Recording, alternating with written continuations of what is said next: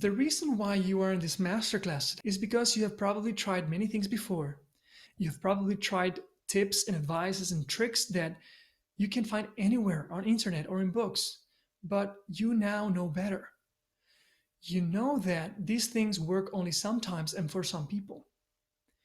You may try to change your environment, for example, like dressing in a certain way, buying a shiny car, moving to a fancy neighborhood, or having a certain lifestyle. I mean, we spend money that we don't have in things that we don't need to make impressions that don't last in people we don't really like, and that actually they don't like us either. But also, you may avoid certain places or events because you don't dare to go there, or avoid certain people because you freeze in front of them. Or you may act in a certain way, like, for example, pretending or projecting an image out into the world as if you were confident. An image that deep inside you don't truly believe because you can't really lie to yourself. At, at the end of the day, you know what's behind all those efforts to project that image. Now, don't get me wrong, all these things are great, but only when you don't know how to be confident. They are coping mechanisms that we all have. The problem is that these things cost you precious time, money, and energy that leaves you exhausted at the end of the day. So, in order to become truly confident, to transform your life and your possibilities, you have to stop these inefficient strategies that have only gotten you till where you are today. I mean, tips can only get you so far, right?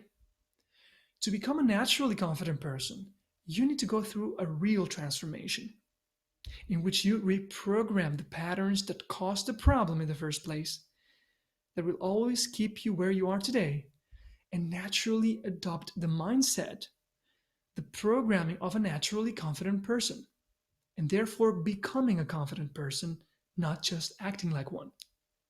So, what are the difference between you and the fully confident version of yourself? There are things that you do today that confident people don't do, like comparing themselves to others to see how they are not as great. And things that you don't do today that confident people do, like learning from their actions and mistakes and using those learnings to keep growing. And there are things that you don't know today that confident people do know. I'm talking about mental strategies and resources and skills, but it's not only enough to learn those things rationally. In fact, some of these things you probably already know. It's also about your belief system around the whole thing. There are beliefs that you hold today as true that confident people simply don't hold as true, like believing that people tend to judge or that being judged is actually a bad thing. And there are beliefs that you don't hold as true today that confident people do. And even deeper in our psychology, we found our values. There are things that you care about today that confident people don't give such importance to, like the opinion of other people. But there are also things that you care less about that confident people have purposefully put on top of their priorities, have put on top of other things, like their own happiness and their peace of mind and freedom.